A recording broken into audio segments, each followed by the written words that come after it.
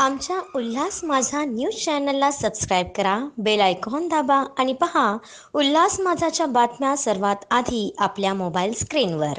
राज्यात महिलांवर वाढत असलेले अत्याचार पाहता सरकारने लाडक्या बहिणींना 1500 रुपये देण्याची नव्हे तर त्यांची सुरक्षा करण्याची गरज आहे.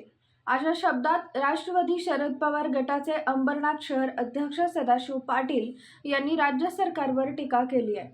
महिलांवरील वाढत्या अत्याचाराविरोधात अंबरनाथमध्ये राष्ट्रवादी शरद पवार गटाच्या वतीनं निदर्शने करण्यात आली आहेत.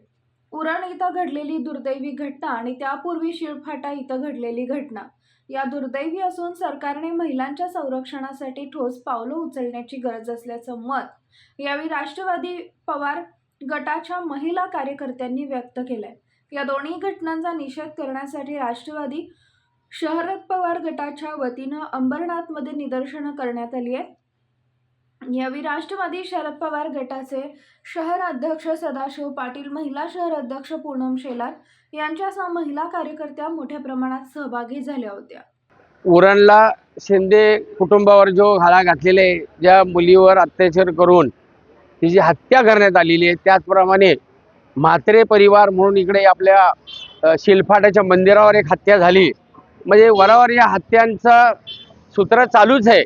मला एवढंच म्हणायचं आहे सरकारला का तुम्ही लाडकी बहीण ही योजना आणतायत आणि 1500 रुपये त्यांना महिन्याला द्यायला लावतात तुम्ही.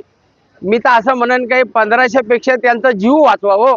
महिलांना कुठेतरी सुरक्षेची हमी द्या तरच चांगलं राहील ते. नाहीतर तुम्ही महिला इकडं हत्या होत राहतील, अत्याचार होत राहील आणि तुमचे 1500 रुपये घेऊन काय करणार आहेत. त्यापेक्षा आमचं सरकारला आव्हान आहे का महिलांना कुठेतरी तिथं त्यांना सुरक्षा द्या, त्यांच्यावर होणारे अत्याचार थांबवा, तरच हे काहीतरी होईल. नाही तर मग आम्हाला अजूनही तीव्र आंदोलन करावं लागतील. आमच्या उल्हास माझा न्यूज चॅनलला सबस्क्राईब करा, बेल आयकॉन दाबा आणि पहा उल्हास माझाच्या बातम्या सर्वात आधी आपल्या मोबाईल स्क्रीनवर.